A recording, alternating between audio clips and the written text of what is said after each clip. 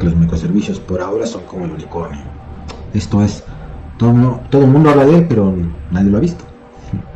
De alguna manera, el estado que guarda actualmente, sobre todo la documentación sobre microservicios, tiene que ver justamente con esta abstracción, es decir, con esta idea en donde todavía no se es muy claro exactamente qué es un microservicio y dónde exactamente eso se debería usar o pudiera darnos beneficios. Entonces, bueno, la intención de este video es introducirnos al mundo de los microservicios de una manera lo más concreta posible. Entonces, quédense, se va a poner bueno. Bienvenidos. Para poder abordar qué son los microservicios, yo creo que lo más fácil es hacerlo de manera comparativa, es decir, platicar cómo se hace una aplicación, digamos, a la usanza tradicional y después, en contraste, plantear cómo se haría si utilizáramos una filosofía basada en microservicios o con esta idea arquitectónica. Entonces, bueno, para eso vamos a plantear lo siguiente. Supongamos que queremos hacer una aplicación de comercio electrónico y que la hemos querido dividir más o menos así. Voy a tener, pues, bueno, las interfaces de usuario. Su responsabilidad tiene que ver con gestionar el diálogo propiamente que tiene el cliente para comprar algo. Gestionar el carrito de compra, esto es que de alguna manera cada vez que un cliente vaya eligiendo artículos, bueno, pues se vayan guardando los artículos de tal suerte que cuando él finalmente decida comprar, pues bueno, esa lista de artículos y cantidades que ha seleccionado antes simplemente se vuelvan persistentes en algún lugar y se proceda a los demás procesos que tienen que ver con la compra, como es el pago, como es el envío, etcétera. Entonces, bueno, planteamos lo siguiente. Voy a tener estos componentes. Tengo un componente de venta electrónica que su principal responsabilidad es guardar la venta y validarla, ¿no? Una vez que se haya hecho. Va a tener un gestor de clientes que tiene que ver con almacenar los datos del cliente, recuperarlos, ¿verdad? Para efectos del proceso de venta.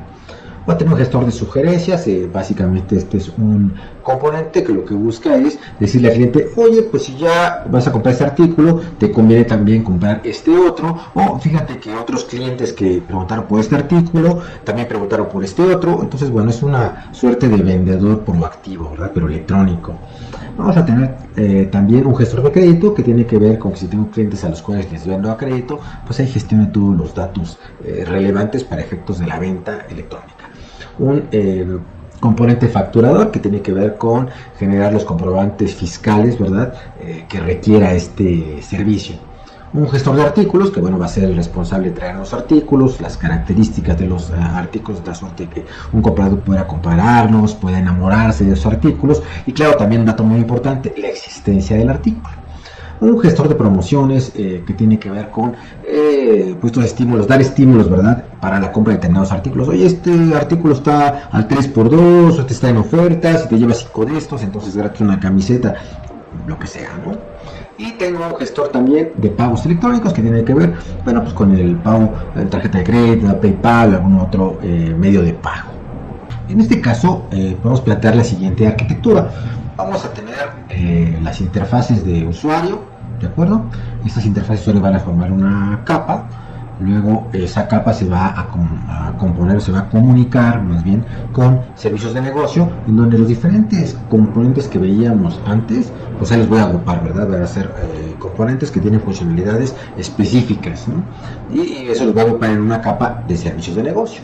Asimismo, estos servicios de negocios van a comunicar con una capa de servicios de persistencia. La idea es, pues todo eso va a guardar en algún momento de una manera persistente en una base de datos relacional. Entonces, tengo una capa ahí para ocultar cuál es la mecánica. Y dentro de esta hipotética arquitectura estoy planteando que se utilice un ORM, un manejador objeto relacional, para pasar del mundo de los objetos al mundo de las tablas de base de datos. Ahí puede ser que esté Hibernate o que esté Eclipse Link o alguno de estos juguetes, ¿verdad? Y finalmente este componente va a ser el que se va a comunicar con un esquema de base de datos para que al final todo esto quede de manera permanente en tablas de base de datos. Esa es una arquitectura vista en grano grueso. También algo bien relevante para efectos de esta idea que vamos a platicar de microservicios es que estos amiguitos, todas estas componentes o capas, al final van a formar parte de una unidad de despliegue, es decir, al final van a formar un archivo que se va a colocar en un servidor de aplicaciones. Ese archivo, si hablamos de una plataforma Java Enterprise Edition, sería un archivo .war. Entonces ahí tenemos nuestro archivo, que al final es el que voy a poner en un servidor de producción para que sea administrado y sea publicado al mundo exterior, ¿verdad? Y también, bueno, va a tener nuestro esquema de base de datos que estará en un servidor aparte. Voy a plantear desde una perspectiva de despliegue estos componentes del siguiente modo. Voy a tener aquí diversos clientes que van a acceder a mi aplicación a través de internet y un firewall, ¿no? Como tendrás un navegador. Voy a tener mi servidor productivo, un servidor de aplicaciones que puede ser un JBoss, un Wirefly, un Tomcat o el servidor de aplicaciones que más les agrade, ¿verdad? IIS y fuera un .NET, bueno. Y aquí adentro, pues bueno, quedará mi archivo de despliegue, ese que agrupa todas las funcionalidades, ¿no? Para que ya estén publicadas y gestionadas a través del servidor de aplicaciones. Y a través de un intranet, se comunicará a otro equipo donde vive nuestro manejador de base de datos, un MySQL, un Oracle, SQL Server, no sé, la base de datos que nos interese. Y aquí adentro estará nuestra definición de la base de datos que use nuestra aplicación. Entonces hasta ahí hablamos de una mecánica como tradicional, ¿no? Todo esto yo esperaría que se nos suene familiar. Ahora, todo esto está muy bien, pero aquí viene un aspecto súper relevante para efectos de entender microservicios.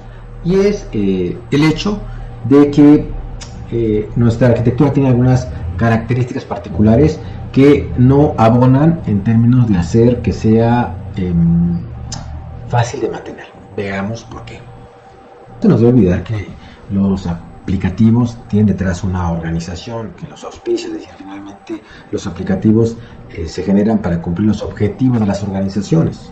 O sea, no tienen valor per se, sino tienen valor alrededor de ayudar a lograr esos objetivos de sus patrocinadores. Eso es sumamente relevante.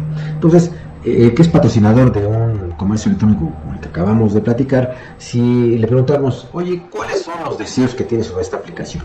Nos diría lo siguiente, mira, primero, deseo que si mi competidor implementa alguna cosa nueva, yo pueda responder de manera inmediata. O sea, que muy rápidamente yo pueda colocar esas nuevas funcionalidades en mi aplicación.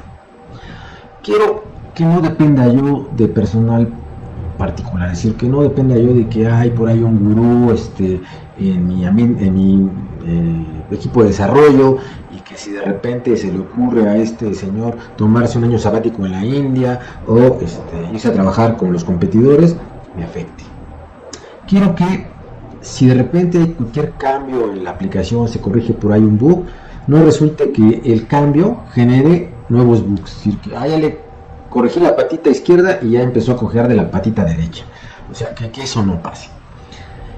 Que si voy a eliminar un bug menor, no sé, el clásico que a alguien se le fue una letra en una palabra en la interfaz gráfica, no signifique que tengo que esperar otros 2 meses, porque corregirlo significa pasar por un proceso administrativo súper largo para ponerlo en producción.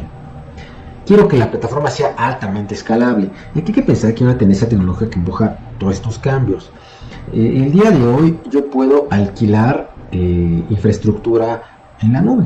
Es decir, en lugar de comprarme un super servidor con un montón de procesadores y con un montón de memoria, que sabemos eso es caro, para soportar los tiempos pico, me volteo con un proveedor y le digo, ¿sabes qué? Te voy a alquilar un equipo mediano, pero si de repente necesito más poder, más memoria o más procesadores, dámelos, pero dámelos en ese momento y cóbramelos solamente por ese momento. Es decir, es una infraestructura sobre demanda, eso existe actualmente, podemos tener infraestructuras elásticas, basadas en conceptos de virtualización, en conceptos de nube. Entonces, eso existe, eso me puede ahorrar muchos costos, pero también necesito que mis aplicaciones se acomoden a ese modelo para poder aprovecharlo. Saben ustedes, por ejemplo, que muchas bases de datos relacionales tienen el problema de que no son escalables. Si ahora están emergiendo modelos de bases de datos diferentes, tiene que ver con ese hecho.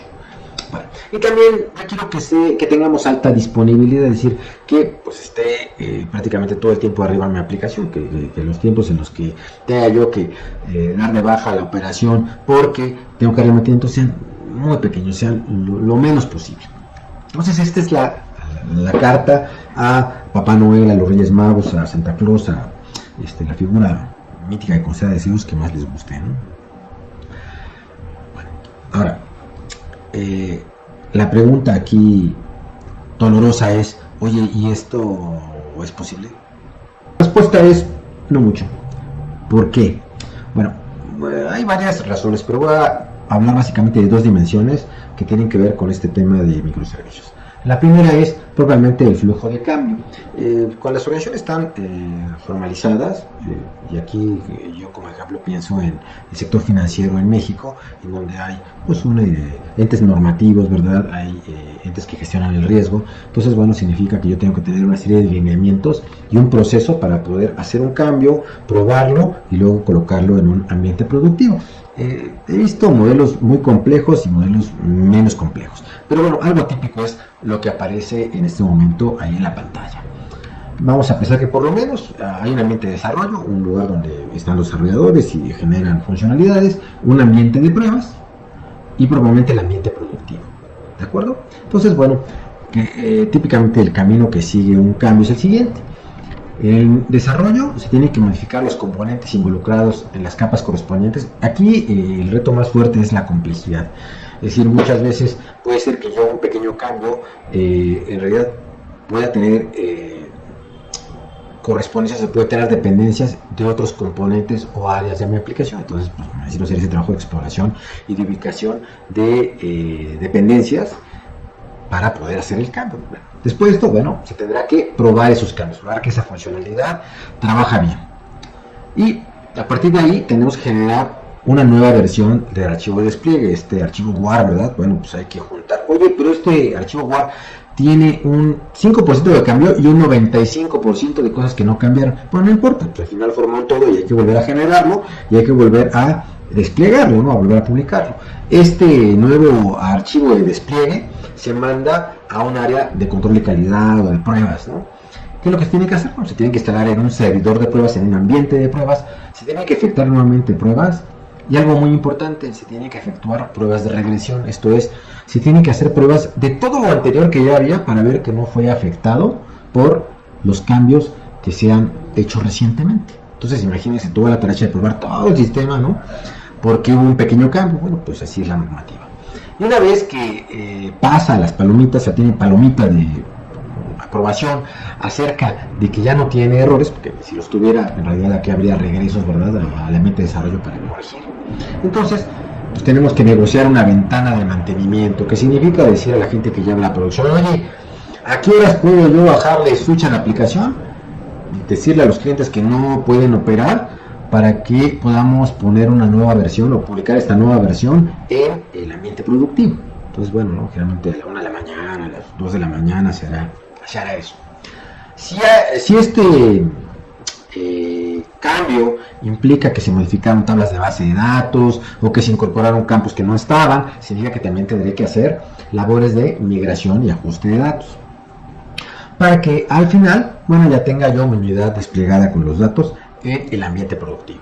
Y bueno, esto considerando que todo sale bien. Decíamos, si hay algún tema intermedio de errores, bueno, pues ahí podemos estar pues mucho tiempo, ¿verdad? Digo, yo he visto como de punto a punto, he visto organizaciones que se llevan 2 meses, no es exageración, y llevan un pequeño cambio a producción.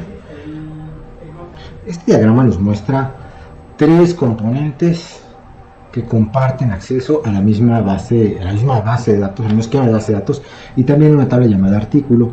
¿Qué impacto supondría el hecho de que yo cambie algún atributo al interior de esta tabla llamada artículo? O que le ponga nuevos campos, o que cambie determinada característica de algunos atributos. Bueno, de entrada, por lo menos, significaría que cuando yo hago un cambio tengo que revisar estos 3 componentes para ver si ese cambio que he hecho no ha impactado el interior de ellos.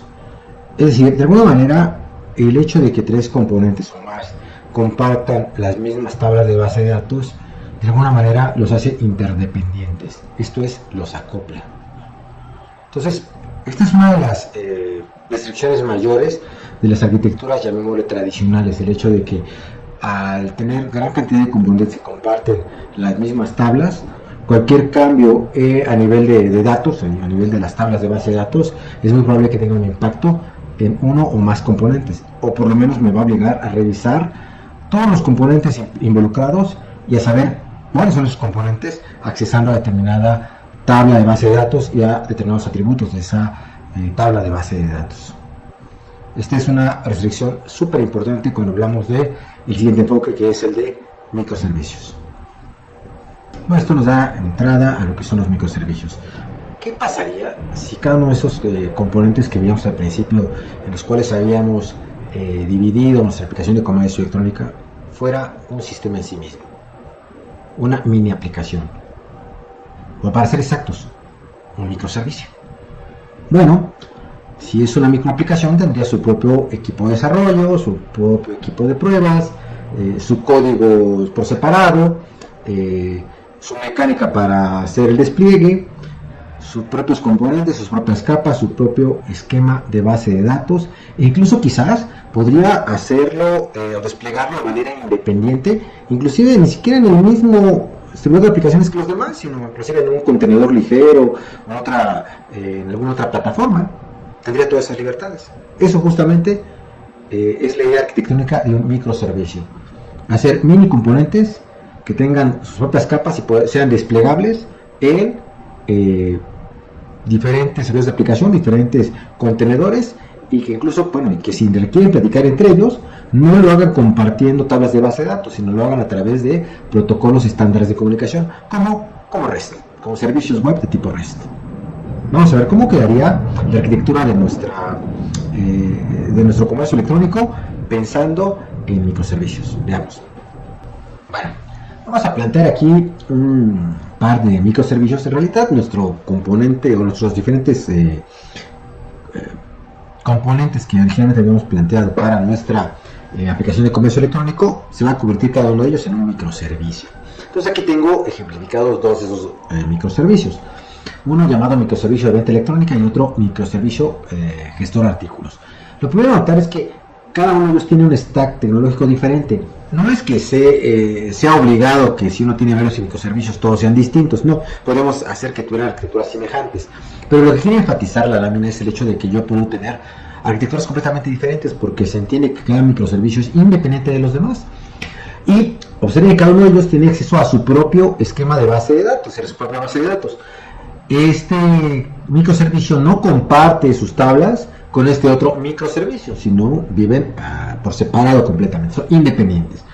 Pero el microservicio de venta electrónica requiere apoyo del microservicio de gestor de artículos, y eso se traduce en diferentes invocaciones a través de REST, que son hechas por su interfaz de usuario o por sus propios servicios de negocio.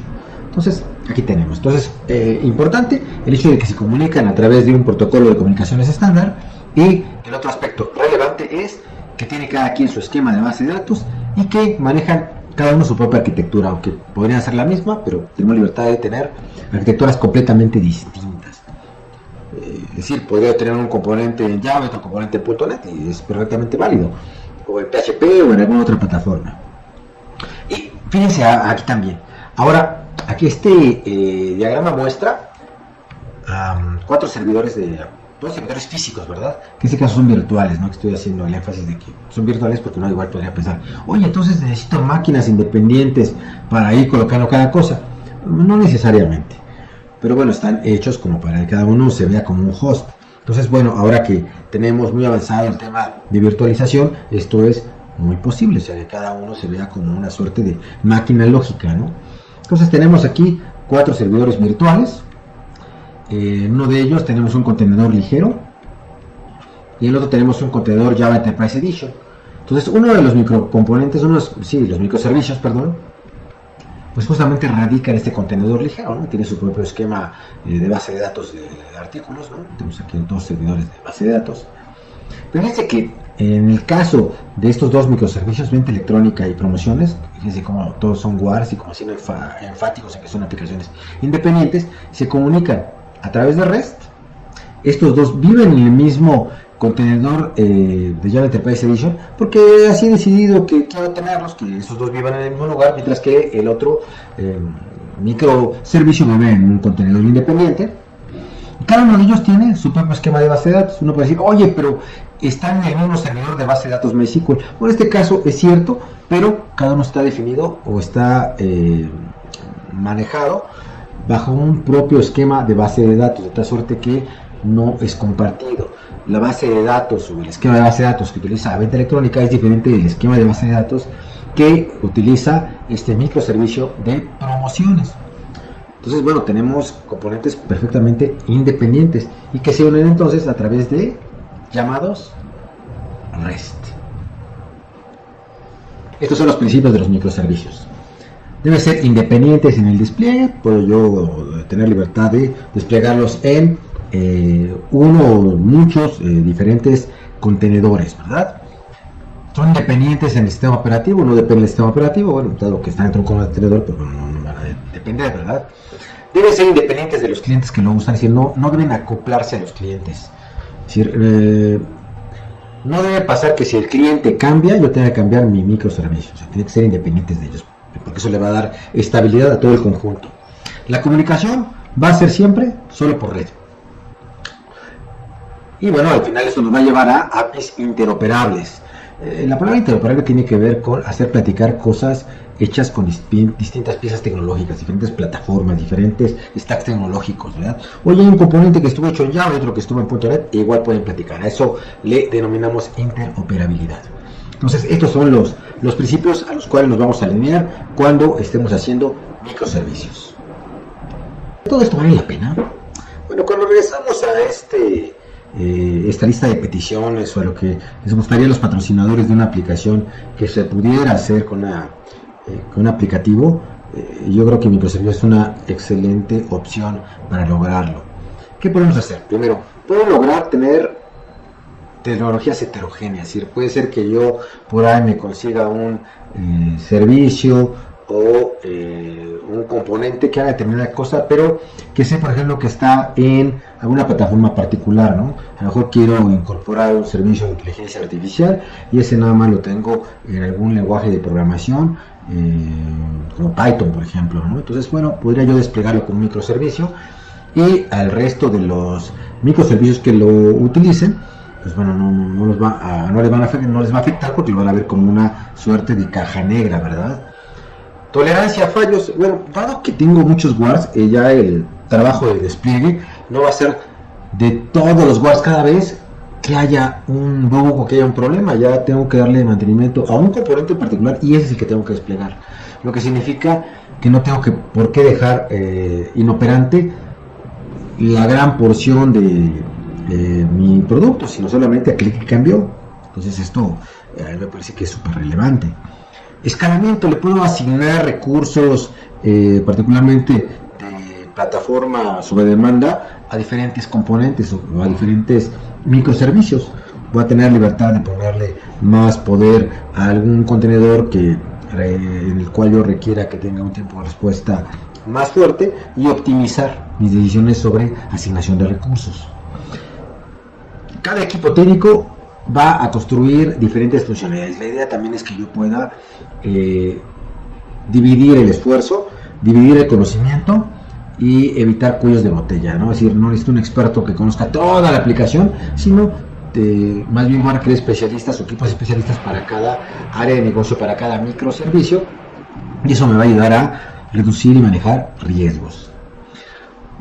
Por lo mismo, cada equipo puede tener cierta libertad en cuanto al stack tecnológico que se requiere implementar y tener una arquitectura para la cual voy a tomar decisiones en un ámbito mucho más acotado. Lo que decíamos, reducir los riesgos de un solo deployment. En su lugar, voy a desplegar solamente microservicios, algún módulo que tenga que cambiar. Y esto va a significar también tener aplicaciones que son mucho más tolerantes a fallo, ¿no? Es decir, si al final falla algo, no quiere decir que toda la aplicación por completo se va a colapsar, sino que va a tener pequeñas partes que pudieran tener problemas, pero ya no hay todo, ¿verdad? O sea, no, significa que igual no es lo mismo que le duela la manita que se muera, ¿verdad? Entonces la idea es que justamente pueda yo tener más libertad para manejarme en situaciones de crisis o problemáticas.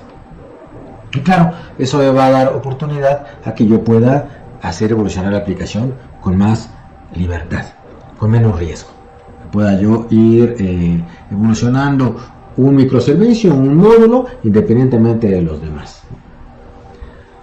Ahora, ¿qué tan maduro es este tema? Bueno, ciertamente en América Latina y bueno, particularmente en México, que es aquí donde me toca vivir y ver lo que hay, va entrando muy gradualmente. Yo creo que en este momento hay una gran curiosidad sobre qué son y qué se puede hacer con este modelo arquitectónico, pero ciertamente compañías globales ya tienen algunos años usándolo. Yo la primera vez que escuché sobre Ecoserios fue alrededor de un amigo mío muy querido, saludos Carlos, que vive en Alemania y que trabaja en TI en Alemania y que me platicaba justamente algunas aplicaciones hechas con este enfoque en compañías alemanas que todos conocemos. Entonces, bueno, ¿qué compañías utilizan esta filosofía? Netflix, eBay, Google, Comcast, Amazon, etcétera. Entonces, bueno, quiere decir que finalmente creo que es un modelo que ha llegado para quedarse. Y bueno, pues ¿qué es lo que nos queda? Pues bueno, hacer nuestros pininos, ¿verdad? Empezar a utilizar la filosofía de microservicios. Dejen sus opiniones, dejen sus preguntas, dependiendo de la demanda que tenga este video. Igual podemos hacer más videos sobre el tema de microservicios, particularmente en cómo implementarlos. Y bueno, hasta aquí soy Alex, me despido, agradezco su atención y espero que si les ha gustado, pues le den ahí su manita arriba, ¿verdad? Suscríbanse al canal, cada vez tenemos más y más contenido y tratamos de hacer contenido que sea sobre todo muy útil y dar una perspectiva concreta de las diferentes tecnologías que vamos abordando. Suerte.